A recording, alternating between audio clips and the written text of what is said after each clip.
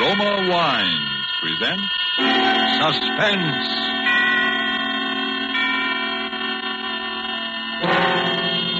Roma Wines, made in California for enjoyment throughout the world. Salud. Your health, senor. Roma Wines toast the world. The wine for your table is Roma Wine, made in California for enjoyment throughout the world. This is the man in black, here for the Roma Wine Company of Fresno, California, to introduce this weekly half hour of Suspense. Tonight from Hollywood, Roma Wines bring you Mr. Sonny Tufts in a suspense play that tells of a murder in Boston and of perilous adventure in Vermont's snow-covered hills. And so with Cat and Mouse, and with the performance of Sonny Tufts as John Guthrie, an engineer, we again hope to keep you in suspense.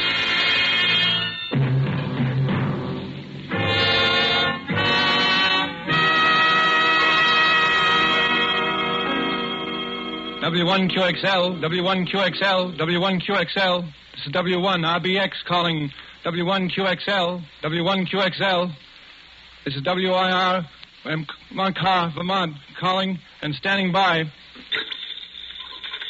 W1RBX, W1RBX. This is W1QXL in Boston, returning. Hiya, Guthrie, how you been? Signal's clear, good signal. Come in.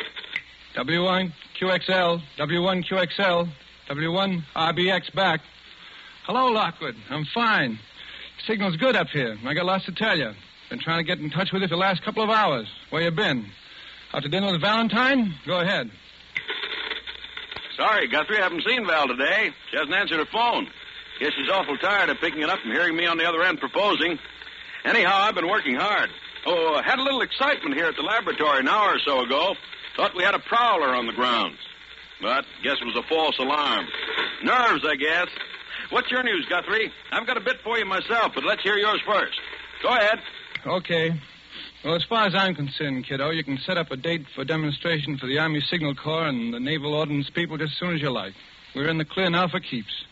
I got the last bug out of the screen this morning, and it ought to make the prettiest little image you ever saw. And if the brass hats put the steam on, I don't see why it shouldn't be in there fighting in a couple of months. Now, let's hear about you. Go ahead. Boy, that sounds great. Hold it, Guthrie. Something going on here. Keep listening. I'll be back in a second. Who is it? Who's out there? Who's there? Get out from there or I'll shoot. Come out. Stop. Stop.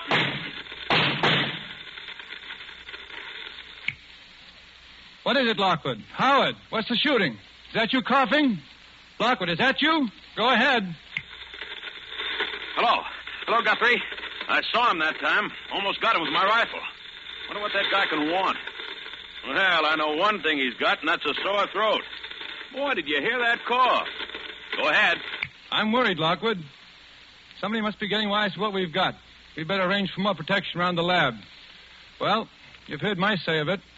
How are you getting on with the blueprints? Go ahead.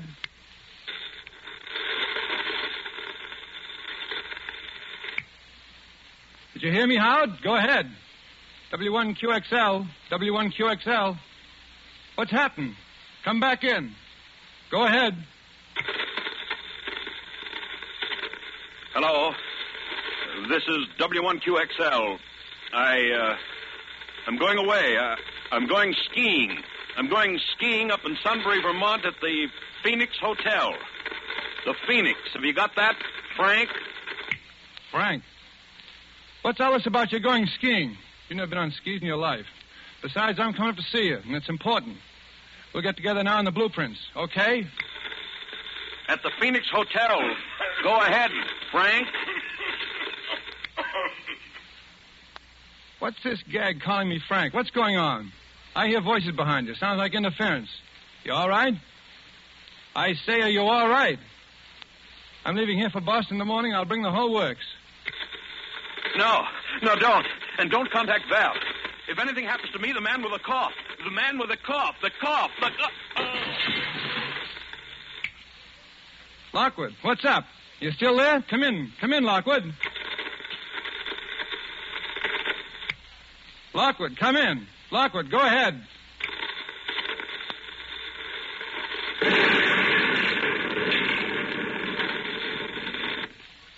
W1QXL. W1QXL. This is W1RBX calling. Go ahead.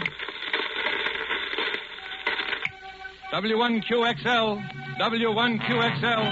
This is W1RBX. Go ahead.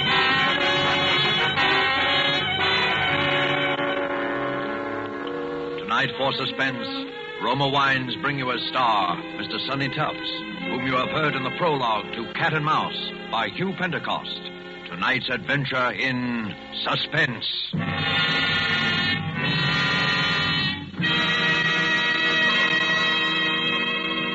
While the play's scene changes, let me describe another scene that might even now be taking place in the handsome cafe of the Hotel Nacional de Cuba in Havana. An American visitor has remarked to his Cuban host what great enjoyment the Cuban music and the dancing gives him. Gracefully, the Cuban host returns the compliment, saying, "But your United States makes us a gift that gives great pleasure on many occasions. Your superb wine from the choice wine districts of your California, your Roma wine."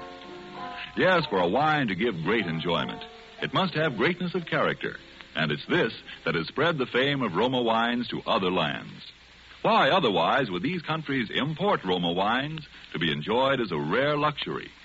How fortunate, then, are you who can enjoy any of the Roma wine's many different delicious wine types whenever you choose without additional charge for import duty, with no high shipping costs added to your small cost for Roma wines.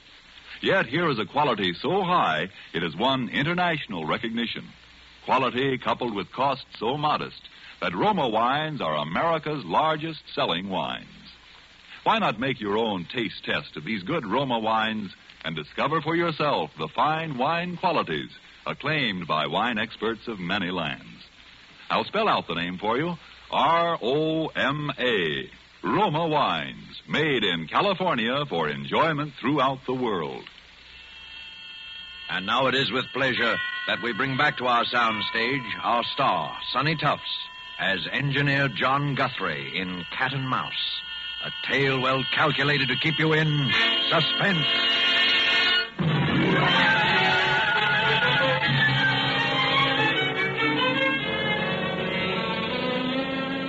Well, that's about all the facts we know, Miss Ames. Yes? The bruises on Mr. Lockwood's head were a little hard to explain, as you pointed out. It was the explosion that killed him. That seems to be fairly... Dr. Vaughn, yes, the explosion may have been what actually was the final cause of his death. I take a doctor's word like you for that. But those marks and bruises... Suppose he'd been beaten, hit over the head in order to make him... In order to make him what? What? I can't say any more, Dr. Vaughn. I don't know quite what I'm talking about anyhow, I guess. You see, Howard had been experimenting with something. He had a collaborator. Collaborator? Yes, I don't know who. Howard would never... Well, he used to talk to this other man on shortwave. They both had shortwave sets. Radio hams, you call them. Those amateur radio operators. Yes. Well, I must go. Oh, let me help you with your coat, Dr. Vaughn. Oh, thank you. I must say that after talking to you, I'm partly convinced, Miss Ames, but murder is a pretty difficult thing to prove, especially in this case. And Oh, excuse me. I'll be going then. Hello? Yes? Who? Mr. Guthrie. Well, oh, I see. Well, if you was a friend, Where, in the drugstore? Yes, I'll wait.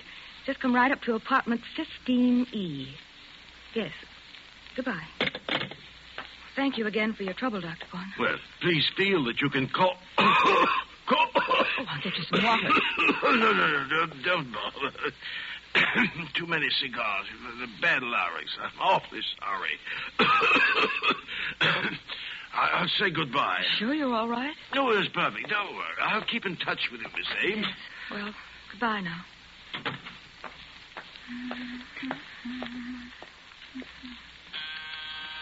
Oh, just a minute.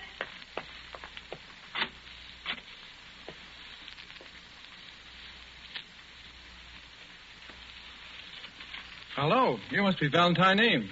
Yes, I am. I'd recognize you anywhere. Well, just, are you Mr. Guthrie? Just throw your things in that chair there. You're just as I pictured you. Lockwood spoke of you so often. Howard spoke of me? To Well, you? You were engaged to be married, weren't you? No, I was fond of him, but never that way. He told me, that is, he said... Then you were his collaborator. Oh, please, Mr. Guthrie, you can trust me. I need help. They all say his death was an accident. The coroner, the newspapers, the police. But I know it wasn't. How do they say it happened? An explosion in his laboratory. Chemicals he was using in his experiments. Nonsense, explosion. There wasn't anything more explosive in Lockwood's lab than a package of matches. Then you were his collaborator. Oh, please, trust me. Lockwood was murdered. I know it. You think so, too, then? Yes. Well, then our job is to prove he was murdered. No, I'm sorry, Val. There's something more important that comes first. When they killed Lockwood, they stole half of our... well... Your invention? But half an invention is worthless. But I have the other half. In other words... Yeah. I'm next. We can count on that. But they don't know who you are. Maybe not yet. That was why Lockwood kept calling me Frank when he was talking to me near the end. He didn't want to give my name away to them. And you've no idea who they are? Just something we could start on? It was just one thing. That night, the night he was killed, we were talking in a shortwave, and he'd been bothered by a prowler. He spoke of it. Why, I even heard the fellow in the air. He was... Phone. Excuse me a second. Hello? Yes? Oh, Dr. Borbert. Yes, it's nice of you to call me back, and thank you so much for sending Dr. Vaughn to see me. He certainly is... Dr. Vaughn? But you sent him to see me about Dr. Lockwood. About Dr. Edwin Vaughn? You're positive? I see. Well, thank you anyway. Bye. What's up? Well, someone just before you came, and Dr. Edwin Vaughn said he was with the coroner's office. He called on me. And the coroner's office never heard of him. Is that it? Never. Uh-huh. Well, who was he? I mean, what did he look like? Would you recognize him if you saw him again? Well, he was just a middle-aged fellow. Poor man had a terribly bad cough, one of the really hacking coughs. A cough? Yes. It's the same one. He came to Howard's lab the night of the killing. I heard him. You're sure? Positive. You see, it fits. He was looking for me. Figured I'd come here to see you. He wants my half an invention. Well, Val, they need what I've got, and I've got to get back what they've stolen, so... Where are you going? Skiing. What? I'm going back to Vermont to go skiing. I'll send you a card from the Phoenix Hotel.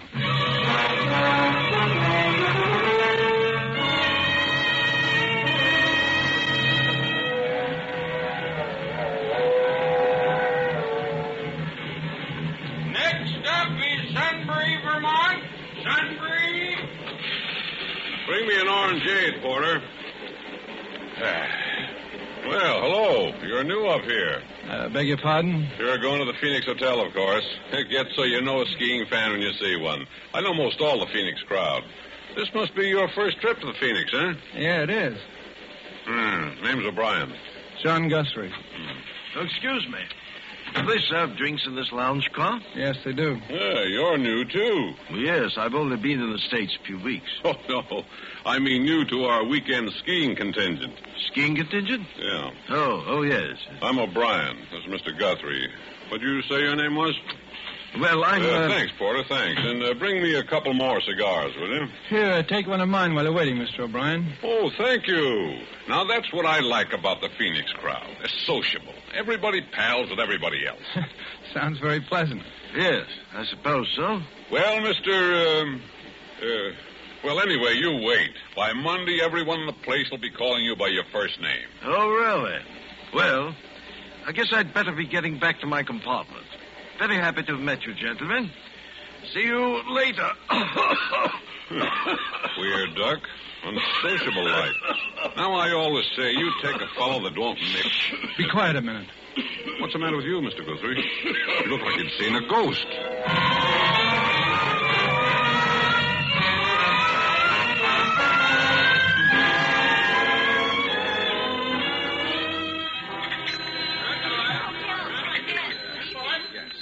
Good evening, Mr. Guthrie. I trust you're feeling refreshed now, sir. Yeah, 3 hours sleep and a long walk was just what I needed. Any messages for me? No, sir.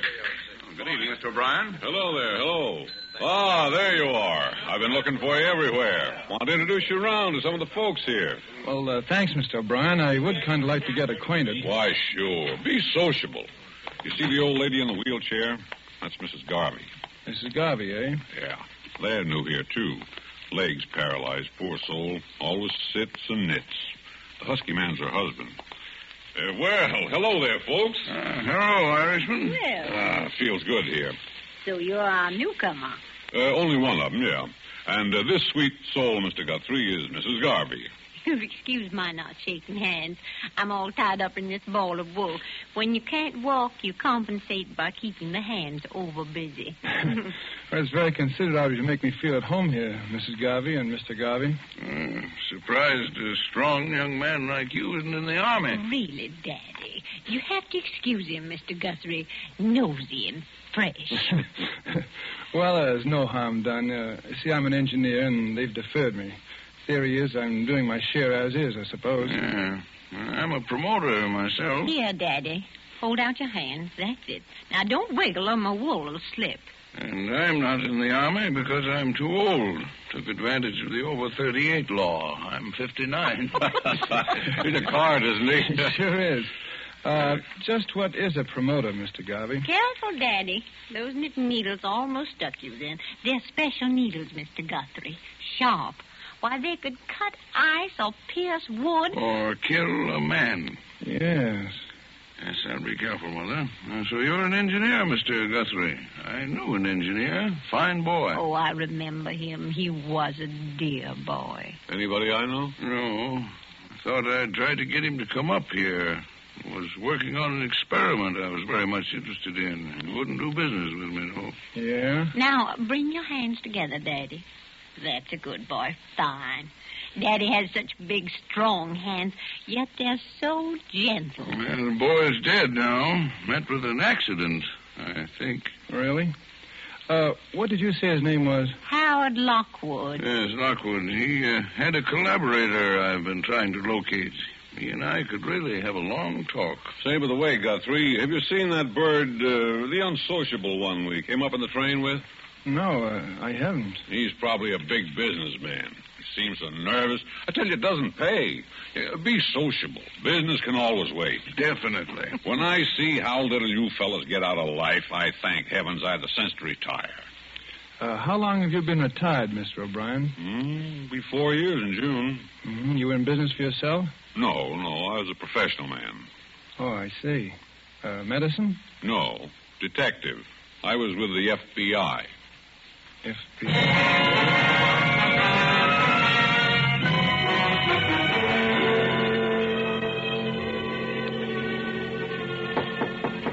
Come in. Well, Guthrie, come in. Feel just like a nice sociable talk. Sit down. Mr. O'Brien, I'm in trouble and I need expert help, and you were an FBI man. You can help me. Uh-oh. I was afraid of that. I'm sorry, Guthrie. I'm retired. Too old for the game. You get a hold of the Boston office. They'll get someone up to help you in a jiffy. Call Jack Porter. He's in charge now. Mention my name. But there's no time now. You see, Boston is 6 hours from here. I need help right now. Oh, take it easy, boy. Relax. I suppose you're another engineer with some gadget that's going to win the war. That's a familiar one. Mr. O'Brien, this is serious. There's a murder in this hotel, and if I don't get him, he'll get me. Now, take it easy. You'll just give me a hand. You know, I felt there was something going on here this weekend. Things weren't sociable like they usually are. Mm-hmm. What have you noticed? Well, nothing in particular. Just people seemed to act funny. Take that Garvey and his old wife, and that bird with a cough that came up on the train with us. What's he up to, eating his meals in his room? Look, will you help me, Mr. O'Brien? I do have an invention, as it happens, and... Oh, excuse me a minute. Hello? Mr. Guthrie? Yes, he's here. The gentleman in 421. Right now. Very well. Goodbye. It's for you. Party in 421 wants you to step in and see him. That's him. That fake Dr. Vaughn. Well, this is it. And you refuse to help. Oh, now, look, I'd like to, I guess, but after all... All right, O'Brien, but look, just this. 421 is right down the hall. And if I'm not back in 10 minutes, will you knock on the door? Oh, that much I'll do for you. Val. Valentine, what are you doing here? We agreed that you... Oh, John. Open your door quickly before we're seen together. Look, Val, I've got something important to do. Wait in my room for me. If I can only find the key. The door's open. That's funny. I locked it. Look. The room's been searched. My papers, the pillows, my trunk. Oh, John, they know you. Where is it? You didn't bring the blueprints with you here. I'm not that dumb. Well, it's gone. What? My gun. Oh, John, I'm afraid. I feel as if I'd known you for a long time. My dear. Val, you know I love you, don't you? John, we shouldn't talk about that now. But, you see, I've been in love with what I think you are. I've only known you for 2 days, and... What are you trying to ask me, John? Why you came when we agreed that you shouldn't. Because I was afraid that you... And why I find you hiding near my door and find the door unlocked when I had locked it only 10 minutes ago, and then I come into my room and I find this. Oh, John, don't. Please don't. I came because I wanted to help you. I felt that if you were in danger, it wasn't right for me to stay home, safe, not knowing. Yeah. I'm sorry, Val. I trust you. Look, stay here. I'm going down the hall. Somebody's waiting. Oh, don't go, John. Don't, please. I'm afraid for you. You got a gun, Val? Yes, I thought I might need it. Well, give it to me. Now, kiss me. Oh, John, Wait here.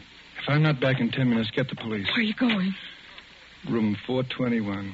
To talk to a man about his cough. I'm going with you. This is his room. I'm going in with you. You're staying outside. Step back. Don't let him see you. Open up. His door's open, too. There on the rug, the body. Dr. Vaughn, he's dead. Look at the gun. He's holding it. He killed himself. You mean he's supposed to look as if he killed himself? He was shot in the back of the head. A bit too neat. What do you mean? That gun in his hand. It's mine. Then if he wasn't the murderer, who was he? Oh, John, the gun. They'll think that... Shh, take it easy. That gun may come in handy. Come in. Well. Oh, Brian, look here. What? This gun's mine. It's a plot to frame me. What? That's not your killer, Guthrie. That's Hilary Lawrence of Scotland Yard. Assigned to this case because his government, like ours, is keenly interested in your invention. I should have listened to you before, Guthrie. You know about it then? I checked. Called FBI office in Boston. Talked to Porter. Yes, your Dr. Vaughan was Hilary Lawrence of Scotland Yard. He was the one you heard in Lockwood's lab the night he was killed. He must have got a little too close in the tail of the real killers. Mr. Garvey was... Well, I really don't know enough to talk. I better shut my big mouth. But I think I know. You know the killer? No, but I have no proof. Without proof, Guthrie, you'll be held for the murder of Lawrence. That's obvious. We've got to get our other evidence before someone finds the body. Yeah. You know, there must be a hideout around here they operate from. There's a cabin about a mile to the left from the top of the ski jump. I saw it one day when I got lost. I've got a funny hunch it might be the place. If we can get there and find something involving them before the hotel people find this body and arrest you, we'll be... Well, what are we waiting for? Come on, let's go. Come on back to my room, Val. See you downstairs in 5 minutes, O'Brien. But if we don't find proof, John, what then? Then we get murdered or get held for murder.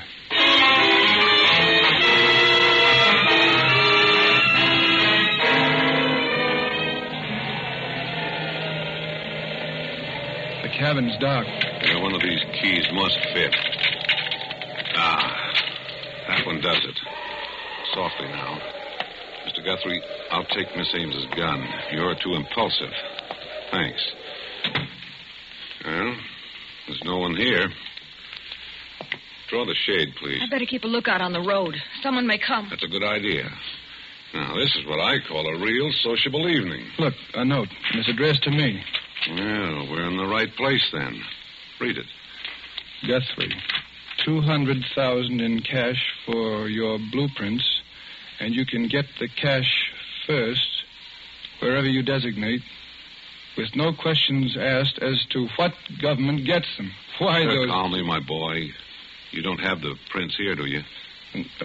No, they're in a safety vault in my name in San Francisco. What's that there, that panel? It's a radio rig, sending and receiving. Someone's coming. Who? Quick, turn off that light. Sneak a look, John, here through the window. It's Garvey, and he's alone. Alone? Are you sure? Where'd he put that wife of his? Take another look. He's alone, all right. I knew she was a phony. She does too much knitting. I wonder where she is. All right, Miss Ames. Out you go, quickly. Get to the foot of the road before he does. It's your car, understand? Yes. You're lost, looking for a way back to the Phoenix. Delay him from coming in here. Right. I'll go outside. You search the place, O'Brien, with Val. No, let the girl go. Her best weapon is her charm. Hurry now. Stall him as long as you can. Good luck. Don't worry. I can see them from here. Look at it. Shortwave. Yeah. With this outfit, Garvey could hear Lockwood and me talking over our work. Yeah. Pretty clever operator, I'd say. Can you see Val? Yeah. She's getting near him now. Brave girl, that one. The best. There she is. He's seen her. Let me have a look. See them? Over my finger, between that row of trees. Yeah, she's talking to Garvey now. She'll stall him. Yeah. Hey, come on, O'Brien. Let's start searching his Wait a place. minute. Look, they're coming this way. The two of them. Well, I should have known. Val? Oh, no, it can't be. Sorry, Guthrie, but you're seeing right.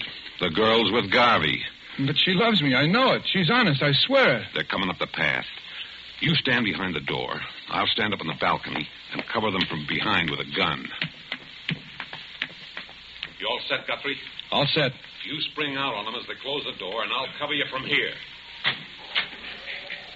Val, Garvey, duck. He's got the gun. Above. Oh, my arm.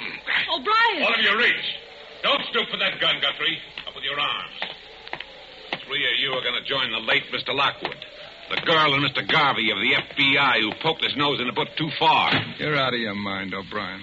What will you get by killing us? I've got the information you want, and if I'm dead, you'll never get it. I'm fighting for my life now, not your invention. With you three out of the way, I've got a chance. A fire in this lovely cabin will do the job nicely.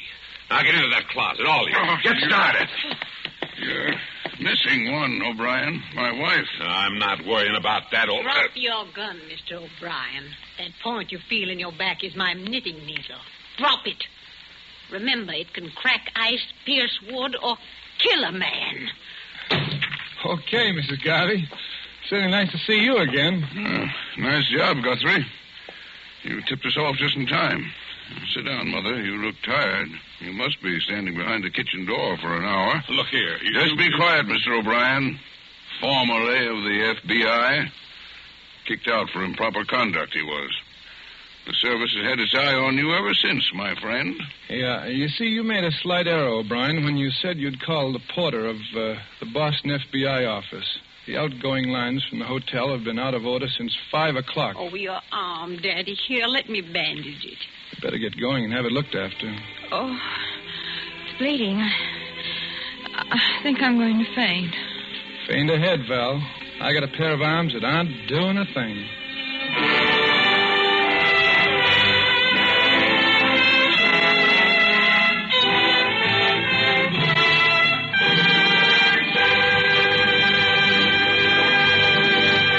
And so closes Cat and Mouse, starring Sonny Tufts, tonight's tale of Suspense.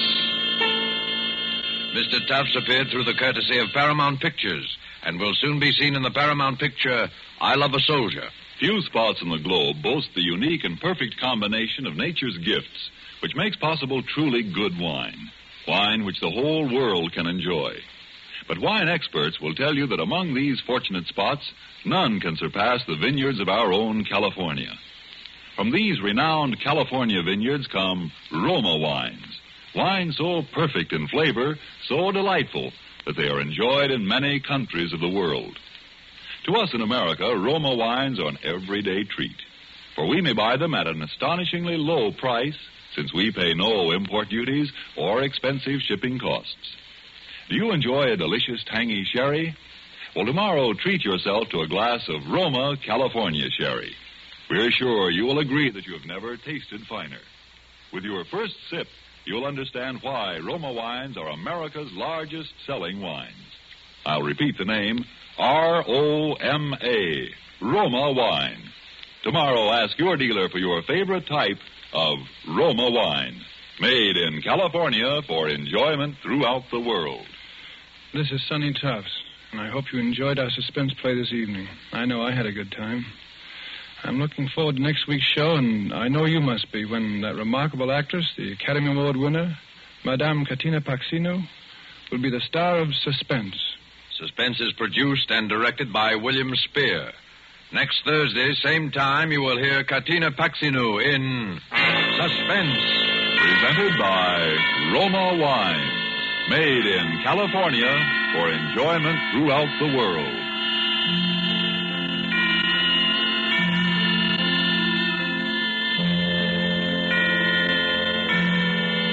This is CBS, the Columbia Broadcasting System.